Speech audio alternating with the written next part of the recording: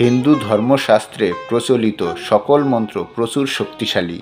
মন্ত্র পাঠ করে যেমন নেতিবাচক শক্তির প্রভাব দূর করা যায়, তেমনই আবার মন্ত্র পাঠ করে জীবনের অনেক সমস্যার সমাধানও করা যায়। তবে মন্ত্র পাঠ করার বিভিন্ন সময় ও পদ্ধতি রয়েছে। কিছু মন্ত্র সকালে পাঠ করতে হয়, কিছু মন্ত্র সারাদিন পাঠ করা যায়, আবার কিছু মন্ত্র আছে যেগুলো রাতে ঘুমানোর আগে পাঠ করতে হয়। ঘুমের মধ্যে আমরা অনেকে দুঃস্বপ্ন বা খারাপ স্বপ্ন দেখে থাকি। দুঃস্বপ্নের কারণে অনেক সময় মধ্যরাতে ঘুম ভেঙে যায় আমাদের। এই দুঃস্বপ্ন বা খারাপ স্বপ্ন থেকে মুক্তি পেতে রাতে ঘুমানোর আগে কিছু নির্দিষ্ট মন্ত্র নিয়মিত জপ করতে হয়। রাতে ঘুমানোর আগে এই মন্ত্র পাঠ করলে দুঃস্বপ্ন বা মনের কুচিন্তা সব দূর হয়ে যায়। স্বয়ং শ্রীকৃষ্ণ আমাদের সাথে থেকে আমাদের কৃপা করেন এবং আমাদের ভাগ্য পরিবর্তন হয়ে যায় যদি আমরা এই মন্ত্রগুলি নিয়মিত জপ করতে থাকি। নমস্কার, জিকে বিকেএম এর চ্যানেলে আপনাদের সবাইকে স্বাগতম। আজকে এই ভিডিওর মাধ্যমে আপনারা এমন 3টি শক্তিশালী মন্ত্রের কথা জানতে পারবেন যেগুলি ঘুমানোর আগে অবশ্যই জপ করা উচিত। চলুন তাহলে শুরু করা যাক আজকের এই ভিডিওটি শুরু করার আগে আপনাদের কাছে ছোট্ট একটি অনুরোধ, যদি আপনি আমাদের চ্যানেলে নতুন হয়ে থাকেন তাহলে প্লিজ চ্যানেলটি সাবস্ক্রাইব করে নেবেন প্রত্যেক দিন ভগবানের এই ধরনের ধর্মীয় ভিডিওগুলো পেতে। ভিডিওটি যদি ভালো লেগে থাকে তাহলে অবশ্যই কমেন্ট বক্সে জয় শ্রীকৃষ্ণ লিখতে ভুলবেন না। তাহলে চলুন জেনে নিই রাত্রে ঘুমানোর আগে আমাদের কোন 3টি মন্ত্র অবশ্যই জপ করা উচিত। 1 নাম্বার, রাতে ঘুমানোর আগে এই মন্ত্রটি 3 বার বলতে হবে। ওং শয়নে শ্রীপদ্মনাভয়ে নমঃ। 2 নম্বর হলো শ্রীকৃষ্ণ ও রাধারানীর প্রণাম মন্ত্র। শ্রীকৃষ্ণের প্রণাম মন্ত্র প্রথমে। ভগবান শ্রীকৃষ্ণের প্রণাম মন্ত্র জপ করার মাধ্যমে সকল বিপদ থেকে রক্ষা পাওয়া যায়। শ্রীকৃষ্ণ হলেন সনাতন ধর্মের পরম পুরুষোত্তম ভগবান। ভগবান শ্রীকৃষ্ণ হলেন বিষ্ণুর 8তম অবতার। ভগবান শ্রীকৃষ্ণ তার ভক্তদের সব সময় সত্যের মার্গ এবং সঠিক পথে প্রদর্শন করিয়ে থাকেন। প্রতিদিন রাত্রেবেলা শ্রীকৃষ্ণের প্রণাম মন্ত্রটি জপ করার মাধ্যমে শ্রীকৃষ্ণের আরোগ্য লাভ করা যায়। শ্রীকৃষ্ণ হলেন পরম ভগবান। আজকে তার প্রণাম মন্ত্রটির মাধ্যমে তার বাংলা অর্থ সহকারে জানব। হে কৃষ্ণ করুণা সিন্ধু দীনবন্ধু জগৎপতে, গোপেশ গোপিকা কান্ত রাধাকান্ত নমস্তুতে। এর বাংলা অনুবাদ হলো, হে আমার প্রিয় কৃষ্ণ, তুমি করুণার সিন্ধু, তুমি দীনের বন্ধু, তুমি সমস্ত জগতের পতি, তুমি গোপিকাদের ঈশ্বর এবং শ্রীমতীর রাধারানী প্রেমাস্পন্ধ। আমি তোমার চরণে আমার সশ্রদ্ধ প্রণতি নিবেদন করি। এবার রাধারানীর প্রণাম মন্ত্র। শ্রীকৃষ্ণের প্রণাম মন্ত্রের সঙ্গে সঙ্গে রাধারানীর প্রণাম মন্ত্র রাতে শোবার আগে অবশ্যই জপ করবেন। শ্রী রাধিকা শ্রীকৃষ্ণের প্রিয়তমা এবং পরমা প্রকৃতি। শ্রী রাধিকা প্রেম, কোমলতা, করুণা ও ভক্তির দেবী হিসেবেও পূজিত হন। তিনি হলেন দেবী লক্ষ্মীর অবতার। রাধাবল্লভ সম্প্রদায়ে দেবী রাধিকাকে সর্বোচ্চ হিসাবে পুজো করা হয়। রাধিকাকে স্বয়ং শ্রীকৃষ্ণের মেয়ালি রূপ হিসেবে বর্ণনা করা হয়েছে।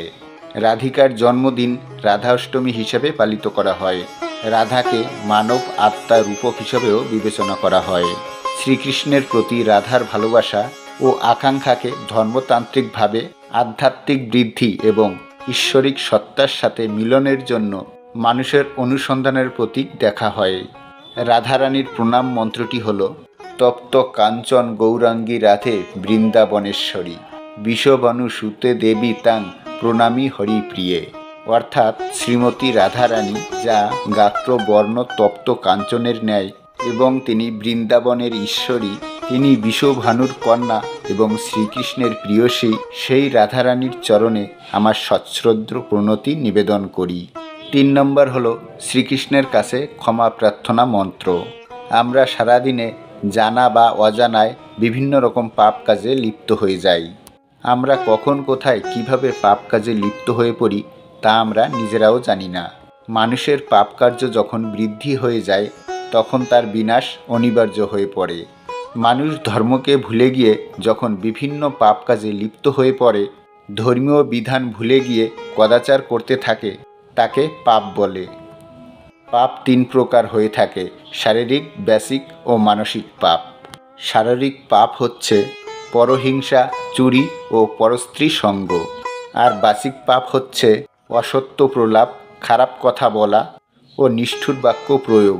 আর মানসিক পাপ হচ্ছে পরের দ্রব্যে লোভ, পরের অনিষ্ট ও পরের ক্ষতি চিন্তা, বৃকপ্রাক্যে অশ্রদ্ধা। এই 3 পাপের কারণে মানুষের বিনাশ অনিবার্য হয়ে পড়ে। তাই এই পাপ কার্য থেকে মুক্ত হতে প্রতিদিন ঘুমানোর আগে শ্রীকৃষ্ণের ক্ষমা প্রার্থনা মন্ত্র পাঠ করে শ্রীকৃষ্ণের কাছে ক্ষমা প্রার্থনা করুন। এবার চলুন ক্ষমা প্রার্থনা মন্ত্রটি বাংলা অর্থ সহকারে জেনে নিই। ওং যদক্ষরং পরিভষ্টং মাত্রহীনঞ্চ যদ ভবেৎ পূর্ণং ভবতু তৎ সর্বং তৎ প্রসাদৎ জনার্দন মন্ত্রহীনং ক্রিয়াহীনং ভক্তিহীনং জনার্দযৎ পূজিতং মায়াদেব পরিপূর্ণং তদস্তু মে। অর্থাৎ, হে জনার্দন, আমি মন্ত্রহীন, ক্রিয়াহীন ও ভক্তিহীন। এই ধরাধামে আপনাকে স্মরণ করার মাধ্যমে আপনি আমার সমস্ত পাপ দূরহিত করে কর্ম, ভক্তি ও জ্ঞান প্রদান করুন।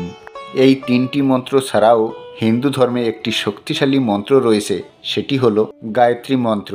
চলুন তাহলে গায়ত্রী মন্ত্র সম্পর্কেও জেনে নেওয়া যাক। হিন্দু ধর্মে সবথেকে মহত্বপূর্ণ মন্ত্র হচ্ছে গায়ত্রী মন্ত্র। এই মন্ত্রটি নিয়মিত জপ করার মাধ্যমে অনেক উপকার সাধিত হয়। জীবনের নানান সমস্যা থেকেও মুক্তি পাওয়া যায় এই মন্ত্র জপের মাধ্যমে। গায়ত্রী মন্ত্র অন্যান্য মন্ত্র থেকে অধিক শক্তিশালী হয়ে থাকে। এই মন্ত্রটি পাঠ করার জন্য কোনো নির্দিষ্ট সময়ের প্রয়োজন পড়ে না।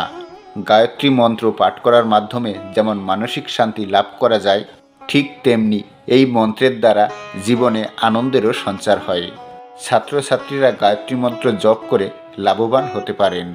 এই মন্ত্র জপের মাধ্যমে একাগ্রতা ও মন দুটোই সমান আকারে বৃদ্ধি পায়। গায়ত্রী মন্ত্র জপের মাধ্যমে দুর্বল স্মরণশক্তিও মজবুত হয়ে ওঠে। তাই শিক্ষা সাফল্য লাভ করতে এই মন্ত্রটি নিয়মিত জপ করা উচিত।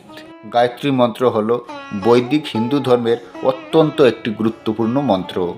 গায়ত্রী মন্ত্র দ্বারা হিন্দু দেবতা সাবিত্রীকে আহ্বান করা হয়। সেই জন্য গায়ত্রী মন্ত্রের অন্য নাম হল সাবিত্রী মন্ত্র। বৈদিক সাহিত্যে এই মন্ত্রটি বহুবার উল্লেখ করা হয়েছে।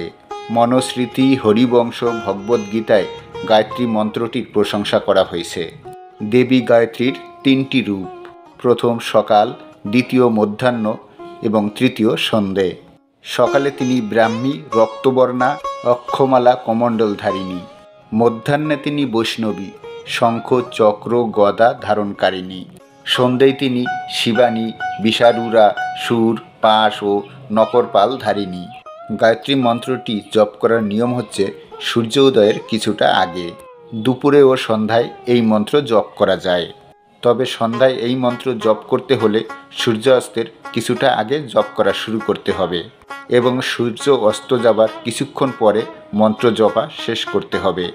গায়ত্রী মন্ত্রটি সাধারণত রুদ্রাক্ষের মালা দিয়ে জপ করতে হয়, কারণ রুদ্রাক্ষের মালাকে শুভ বলে মনে করা হয়। সেই সাথে এটিও বিশ্বাস করা হয় যে গায়ত্রী মন্ত্র পাঠ করার মাধ্যমে কাঙ্ক্ষিত ফল অর্জন করা যায়। গায়ত্রী মন্ত্র সর্বদা নীরবে জপ করতে হয়। চলুন তাহলে এবার জেনে নেওয়া যাক গায়ত্রী মন্ত্রটি। ওম ভূ ভুবস্ব তদ্বির্ষু বরেণ্যম ভর্গো দেবস্ব ধীমি ধিও ও ন প্রচোদয়াৎ। আজকের মতো ভিডিওটি এখানেই শেষ করলাম। দেখা হচ্ছে তাহলে পরবর্তী কোনো ভিডিওর সঙ্গে। ততক্ষণ আপনারা আপনাদের ঈশ্বরের সঙ্গে, আপনার পরিবারের সঙ্গে সর্বদা হাসতে থাকুন, খেলতে থাকুন। হরে কৃষ্ণ, রাধে রাধে।